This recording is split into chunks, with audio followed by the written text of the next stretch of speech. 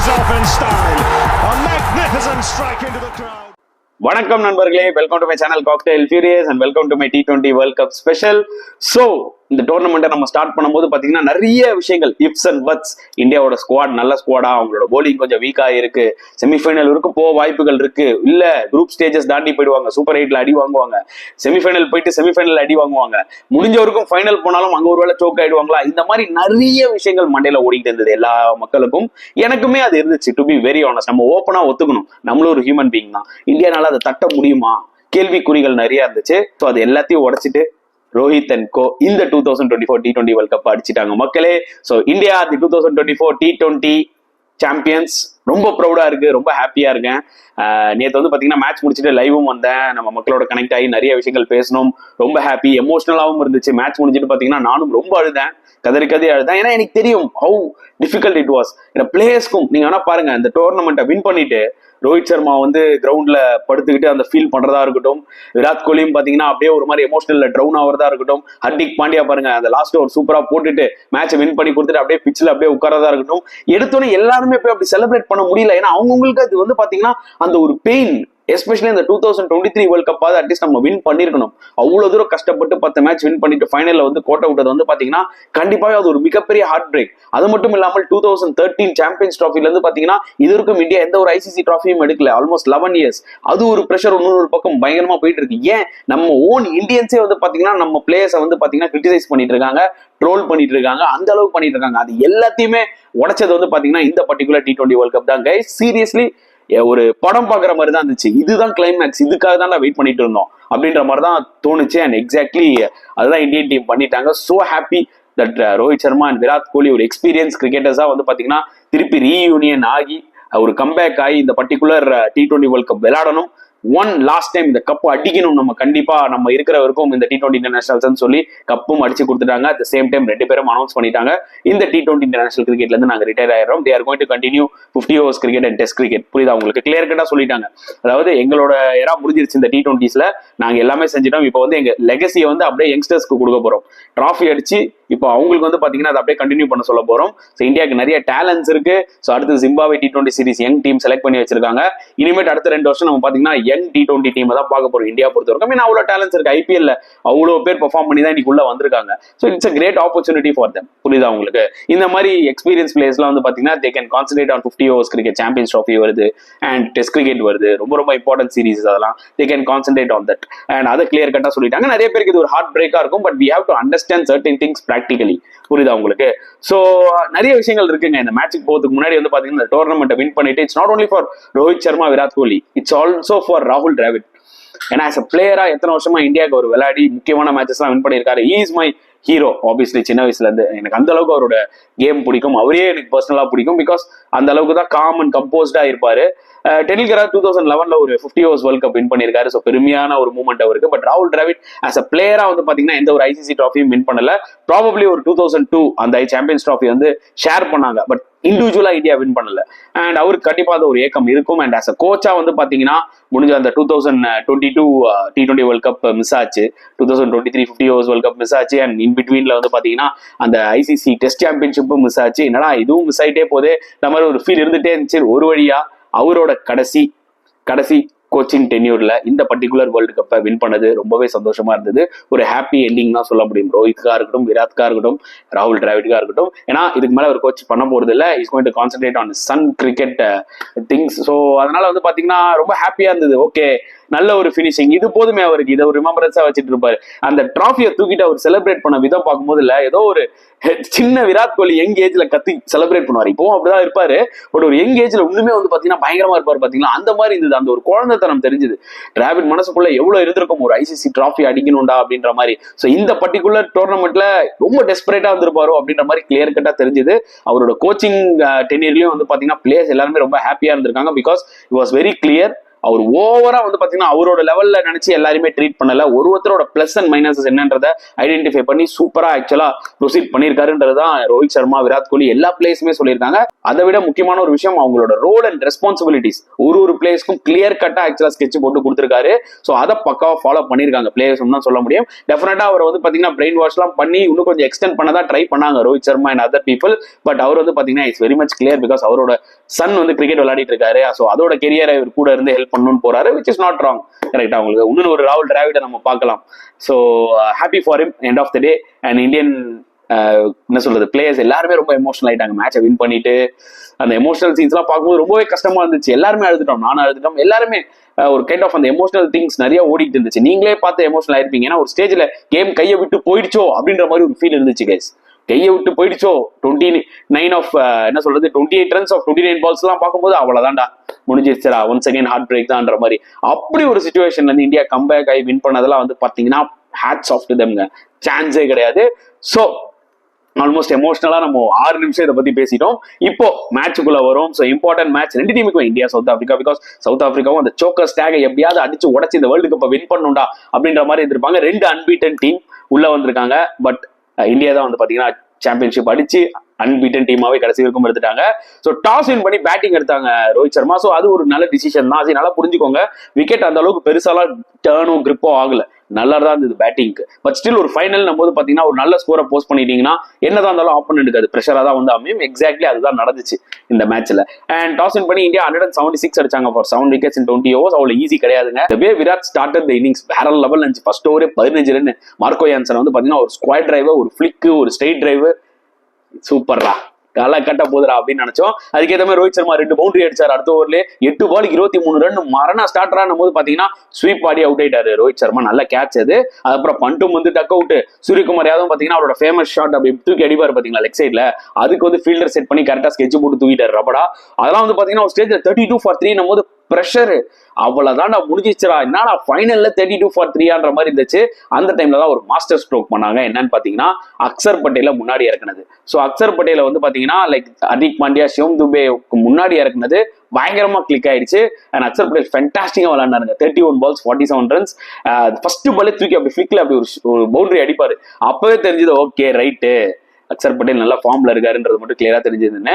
Timely sixes அப்பப்ப எப்போ இந்தியாவுக்கு ரன் தேவையோ அப்போ அவர் அடிச்சாரு. ஒரு ரெண்டுல கோலி வந்து பாத்தீங்கன்னா ஆங்கர் ரோல் விளையாடிட்டு இருந்தாரு. ஏன்னா உங்களுக்கு நல்லா தெரியும் 32 for 3 இருந்து இன்னும் ஒரு விக்கெட் எக்ஸ்ட்ரா போயிடுச்சுன்னா India would have been in a massive trouble. புரியுதா உங்களுக்கு? இந்த 2 பேரோட இந்த பார்ட்னர்ஷிப் தான் வந்து பாத்தீங்கன்னா ரொம்பவே இந்தியாவுக்கு கை கொடுத்துச்சு மக்களே. அண்ட் இன்னொரு விஷயம் என்ன பண்ணாங்கன்னா ஹர்திக்கு முன்னாடி சிவம் துபே இறக்குனாங்க. அப்ப நிறைய பேருக்கு வந்து ஒரு கேள்விக்குறியா இருந்தது. எனக்குமே ஏன் ஹர்திக் இறக்கிக்கலாமே. பட் சிவம் துபே வந்து பெருசாலா பால்ஸ் வேஸ்ட் பண்ணல. அவரும் வந்து 2 6 2 4 அடிச்சு கொடுத்துட்டு தான் போனாரு.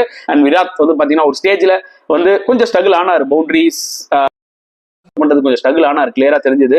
50 runs of 48 கரெக்டா அந்த டைம்ல வந்து ஒரு momentum shift from Virat. Next 26 runs வந்து பாத்தீங்கன்னா கிட்டத்தட்ட ஆல்மோஸ்ட் ஒரு என்ன சொல்றது ஒரு 19 balls ஒரு 18 balls கிட்டத்தட்ட டக்கு டக்குன்னு அடிச்சு கொடுத்துட்டு போனாரு. ஸோ அந்த டைம்ல அது ரொம்ப இம்பார்ட்டண்டா இருந்துச்சு இந்தியாவுக்கு. ஸோ ஓவரால் 176 இந்தியா அடிச்சாங்க. லாஸ்ட் ஒரு நல்ல கம்பேக் நார்கி நல்லா போட்டார். இல்லைன்னா 180 மேல கூட போயிருக்கும். அண்ட் சவுத் ஆப்பிரிக்கா போலிங் எடுத்துக்கிட்டீங்கன்னா மார்க்கோ யான்சன் ஆட வெரி பேட் டேங்க. ஏன்னா 3 over 37 ரன் கண்டிப்பா ஒரு நல்லா போட்டிருக்கணும். ஏன்னா அவரை தவிர வந்து பாத்தீங்கன்னா மற்ற எல்லா போலர்ஸும் டீசெண்டா போட்டாங்க. ரபடா நல்லா போட்டாரு, நார்கியா சூப்பரா போட்டாரு, கேஷவ் மகாராஜ் ஃபேண்டாஸ்டிக்கா போட்டாரு. அண்ட் இவர் கூட ஷம்சி கூட bowled very decent spell. 3 overs 26 is not a bad spell. So Jansen மட்டும் தான் ரொம்ப எக்ஸ்பென்சிவா போயிட்டாரு.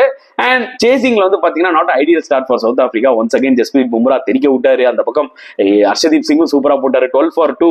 ஹென்ட்ரிக்ஸ் அண்ட் மார்க்ரம் அவங்களோட அவுட் ஆஃப் ஃபார்ம் அப்படியே கண்டினியூ பண்ணாங்க. அது ஒரு செட் பேக்கா ஆயிடுச்சு. ஓகே கிரம்பிள் ஆயிடுவாங்களா சவுத் ஆப்பிரிக்கா அப்படின்னு நினைக்கும் போது டிகாக் அண்ட் ஸ்டப்ஸ் 2 பேரும் சேர்ந்து ஒரு super partnership out of nowhere ஒரு கவுண்டர் அட்டாக்கிங் பார்ட்னர்ஷிப் சொல்லலாம். டப்பு டப்பு டப்புன்னு அடிச்சாங்க. அப்புறம் டூ மெனி ஷாட்ஸ் ரொம்ப ஸ்வீப் ஆடுறோம்னு சொல்லி கடைசியில போல்ட் ஆயிட்டாரு. ஸ்டப்ஸ் ரொம்ப எக்ஸ்போஸ் 3 ஸ்டெம்பையும் எக்ஸ்போஸ் பண்ணி ஒரு மாதிரி போல்ட் ஆயிட்டாரு. சரி நல்லா புரிஞ்சுவாங்க. அந்த பக்கம் ரிஷப் பண்ணிட்டு கீப்பிங் போலிங்ல அக்சர் பட்டேல், பேட்டிங்ல ஸ்டப்ஸ். அந்த டெல்லி கேபிட்டல்ஸ் டீம் அப்படியே விளையாடுது.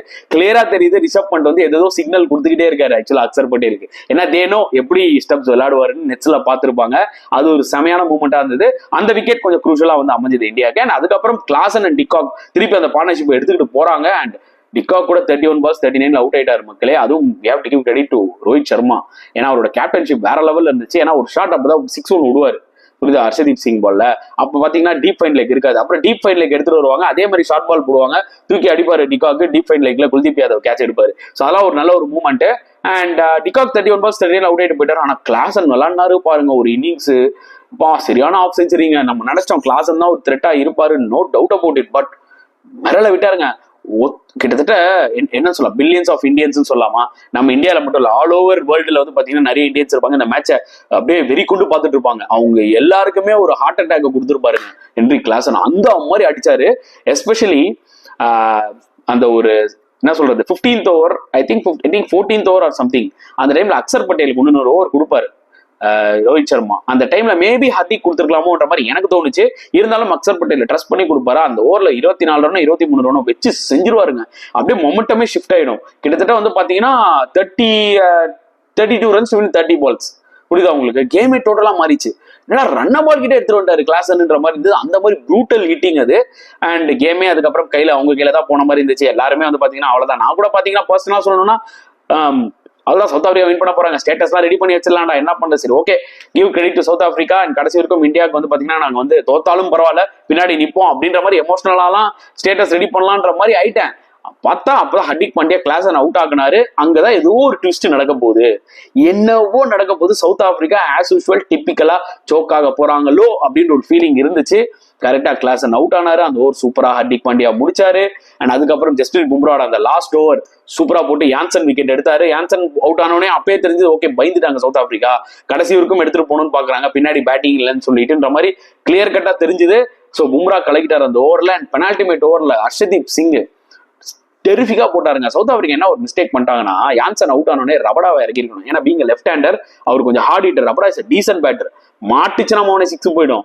வெஸ்ட் இண்டீஸோட கூட பாத்தீங்கன்னா ஒரு கவர்ஸ்ல ஒரு பவுண்டரி அடிச்சு வின் பண்ணி கொடுப்பாரு, குரூஷியல் பவுண்டரி அது. அது மாதிரி அவர் இறக்கி இருக்கணும். அது பதில் கேசவ் மகாராஜ் இறக்கி விட்டது வந்து பாத்தீங்கன்னா நாட் அ கிரேட் ஆப்ஷன் நான் சொல்லுவேன். ஏன்னா அவருக்கு பால் பேட்லேயே படல. ஹர்ஷதீப் சிங் சூப்பரா அந்த வைட் ஆங்கிள் அந்த அக்ராஸ் த பேட் சூப்பரா அப்படி எடுத்துட்டு போய் இருந்தது. ஒரு பாலும் எல்லாம் பீட்டன் ஆயிட்டு இருந்தாரு. ஸோ அவர் நிறைய பால் சாப்பிட்டாரு. மில்லருக்கு அங்க ரொம்ப ப்ரெஷர் ஆயிடுச்சு ஆக்சுவலா, டு பி வெரி ஆனஸ்ட். அந்த பெனால்டிமேட் ஓவர்ல வந்து பாத்தீங்கன்னா மில்லரும் ஒரு தவறு பண்ணிட்டாரு. ஏன்னா ஜஸ்பிரீத் பும்ராவோட லாஸ்ட் பால்ல சிங்கிள் எடுக்க விட்டுறக்கூடாது, ஓகேங்களா. மகாராஜா அந்த சிங்கிள் வேணான்னு இவரே ஸ்ட்ரைக் எடுத்துருக்கணும் ஹர்ஷதீப் சிங் ஓவர்ல. இவர் என்ன பண்ணிட்டாருன்னா அவரை சிங்கிள் எடுக்க விட்டாரு. அங்க இனிஷியலா 3 டாட் பால் எடுத்துட்டாரு டப்பு டப்புன்னு ஹர்ஷதீப் சிங். அதுக்கப்புறம் அந்த ஓவர் ஒரே மடக்கு தான். ஸோ சரியான பெனால்டிமேட் ஓவர். நிறைய பேர் ஹர்ஷதீப் சிங்கோட ஸ்பெல்லை பத்தி நிறைய பேர் பேசவே இல்லை. நான் நிறைய யூடியூப் சேனல்ஸ்ல பார்த்தேன். பட் அவரோட பெனால்டிமேட் ஓவர் ரொம்ப குரூஷலா இருந்தது. அதனால ஜஸ்ட் 4 runs தான் கொடுத்தாருன்னு நினைக்கிறேன். லாஸ்ட் ஓவர் 16 runs போடும்போது ஹர்திக் பாண்டியாவுக்கு ஒரு நம்பிக்கை இருந்துச்சு. அண்ட் ஹர்திக் பாண்டியாவும் பாத்தீங்கன்னா சூப்பரா போட்டாரு, 6 balls 16 runs. ஸோ அங்கதாங்க ஒரு ட்விஸ்டே. டேவிட் மில்லர் அவர் கையில தான் கேம் இருக்கு. ஃபுல் டாஸ் பால் ஸ்லைஸ் பண்ணி விட்டார். சூரியகுமார் யாதவ் லாங் ஆஃப்ல ஒரு கேட்ச் எடுத்தாரு பாருங்க. நான் கூட பால் போயிடுச்சுன்னு நினைச்சேன். சரியான கேட்ச் பவுண்டரி லைன்ல இருந்து. எப்படி மார்க்ரம் வந்து பாத்தீங்கன்னா பங்களாதேஷோட முகமதுல்லா கேட்ச் அப்படி எடுத்துட்டு அப்படி தூக்கி போட்டு அப்படி திருப்பி கேட்ச் எடுப்பார்ல, அந்த மாதிரி so close to the boundary. மரண கேட்ச், மேட்ச் டேர்னிங் பாயிண்ட்னே சொல்லலாம். சூரியகுமார் யாதவ் பேட்டிங்ல வேணா பெருசா கான்ட்ரிபியூட் பண்ணாம இருந்திருக்கலாம் இந்த ஃபைனல்ல. ஆனா அந்த கேட்ச் எடுத்துட்டு மேட்சே டோட்டலா டர்ன் பண்ணிட்டாருன்னு தான் சொல்ல முடியும். இந்த மாதிரி கிரன்ச் சிச்சுவேஷன்ஸ்ல இந்த மாதிரி தாங்க சில விஷயங்கள் கிளிக் ஆகணும். அதுதான் எக்ஸாக்ட்லி இந்தியாவுக்கு ஆச்சு. ஏன்னா நிறைய இம்பார்ட்டன்ட் ஃபைனல்ஸ்ல நீங்க பாருங்களேன், யாராவது கேட்ச் விட்டுருப்பாங்க. இந்த மாதிரி குரூஷியல் டைம்ல கேம் அவங்களை கையை விட்டு போயிருக்கும். அண்ட் மில்லர் அந்த டைம்ல ஒரு 6 அடிச்சிருந்தாருன்னா டெஃபினட்டா அடுத்த ஒரு 4-5 பால்ல ஒரு 12 ரன் அவர் அடிக்கக்கூடிய திறமை அவருக்கு இருக்கு. புரியுதா உங்களுக்கு? மேபி 10 ரன் தான் இருந்திருக்கும். ஸோ என்ன வேணாலும் கேம் மாறி இருக்கலாம். சவுத் ஆப்பிரிக்கா பக்கம் திரும்பி இருக்கலாம். மில்லர் விக்கெட் அங்க போனோடனே வந்து பாத்தீங்கன்னா ஆப்வியஸ்லி சவுத் ஆப்பிரிக்கா பயந்துட்டாங்க. ஏன்னா அதுக்கப்புறம் பெருசா பேட்ஸ்மேன்ஸ் இல்ல. இருந்தாலும் ரபடா ஒரு சுத்தினாரு, பவுண்டரி போச்சு, 4 பால் 12 ரன்.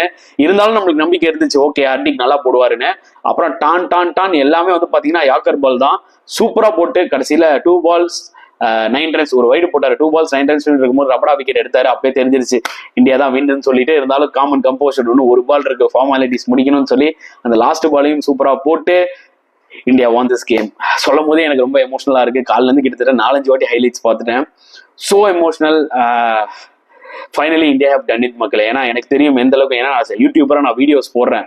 நான் ஒரு தடவையும் வந்து பாத்தீங்கன்னா ஃபைனல்ஸ்ல செமிஃபைனல்ஸ்ல இந்தியா அந்த மாதிரி தோத்துட்டாங்க, சோக் ஆயிட்டாங்க, இப்படி ஆயிடுச்சு அப்படி ஆயிடுச்சு நம்ம புலம்பி தீர்த்துட்டோம். நிறைய பேரும் பாத்தீங்கன்னா நான் நம்பிக்கையோட தான் பார்ப்பேன். இன்கேஸ் இந்தியா தோத்துருந்தா கூட கடைசி வரைக்கும் நான் இந்தியாவுக்காக எவ்வளவு வேணா, நான் உயிரோட இருக்கிற வரைக்கும் இந்தியாவுக்கு சப்போர்ட் பண்ணி தான் பார்த்துட்டு இருப்பேன். That's my passion, my country is my passion. So அந்த வகையில பிளேயர்ஸ் பின்னாடி நம்ம சப்போர்ட் பண்ணி தான் ஆகணும். பட் எல்லாருமே அப்படி பண்ணுவாங்களான்றது தெரியாது. நிறைய பேர் நான் கிரிக்கெட் பார்க்கறதே விட்டுட்டேன் அப்படின்ற மாதிரி சொன்னாங்க. ஸோ இந்த வெற்றி இந்த வெற்றி வந்து பாத்தீங்கன்னா இட்ஸ் அ ஹியூஜ் வெற்றி மக்களே.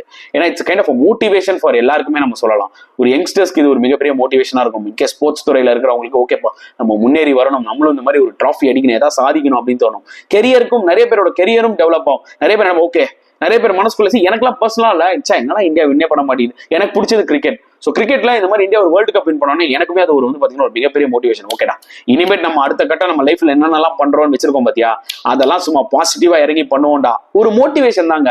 சில பேருக்கு சில விஷயங்களால ஸ்பார்க் ஆகும். கண்டிப்பா இந்தியா அந்த T20 வேர்ல்ட் கப் வின் பண்ணதுனால வந்து பாத்தீங்கன்னா நிறைய மக்களுக்கு இந்த இந்தியால இது ஒரு மிகப்பெரிய ஸ்பார்க்கா இருக்கும். அவங்க கெரியர்லயா இல்ல ஸ்போர்ட்ஸ் துறையிலயா இல்ல எனிவே அது வந்து பாத்தீங்கன்னா ஒரு பிக்கஸ்ட் மோட்டிவேஷனா இருக்கும்ன்றதா என்னோட ஒரு மிகப்பெரிய கருத்து. Thanks to Rohit Sharma, thanks to Virat Kohli, thanks to entire team, entire 15 member squad and also the support staff, the fielding coach நுவானா இருக்கட்டும், எல்லாருமே ஃபென்டாஸ்டிக்கா ஆக்சுவலா ஹெல்ப் பண்ணிருக்காங்க இந்தியாவுக்கு, அந்த back room staffs whomsoever and mainly ராகுல் டிராவிட் as a coach. இவங்க எல்லாரோட கான்ட்ரிபியூஷனுமே வந்து பாத்தீங்கன்னா இந்த சக்சஸ்ல இருக்கு மக்களே.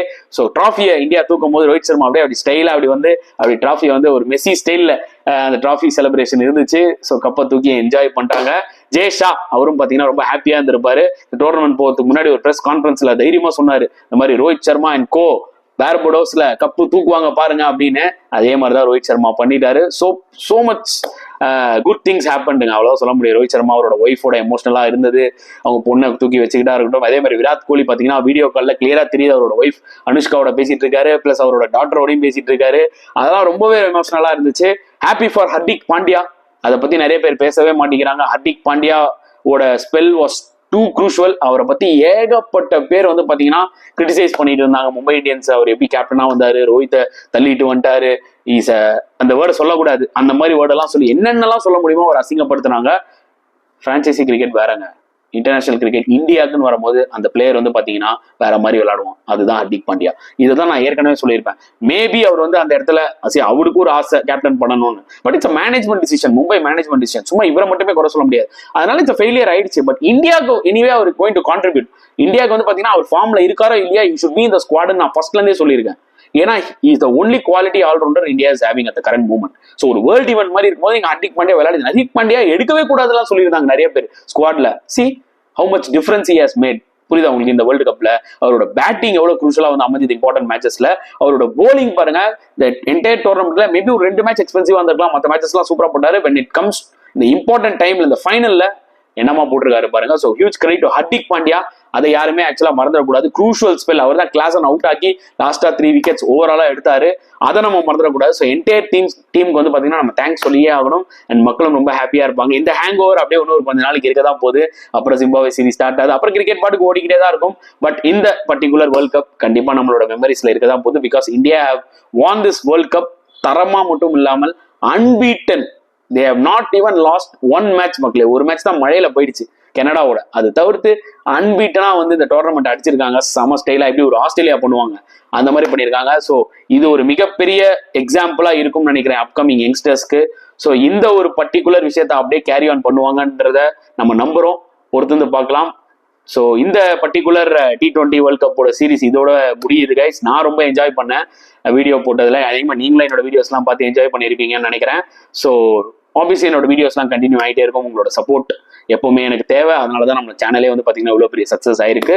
So India the world champions 2024 T20 champions அதை இன்னொரு முறை சொல்லிட்டு இந்த பர்டிகுலர் வீடியோல இருந்து பார்த்தீங்கன்னா நான் விடை பெறுகிறேன். So thank you guys for your support. இந்த வீடியோ பிடிச்சிருந்தா லைக் பண்ணுங்க, ஷேர் பண்ணுங்க, முடிஞ்சா சப்ஸ்கிரைப் பண்ணுங்க. ஸோ நெக்ஸ்ட் வீடியோல பார்க்கலாம் ஃப்ரெண்ட்ஸ். அன்டில் தென் பாய்.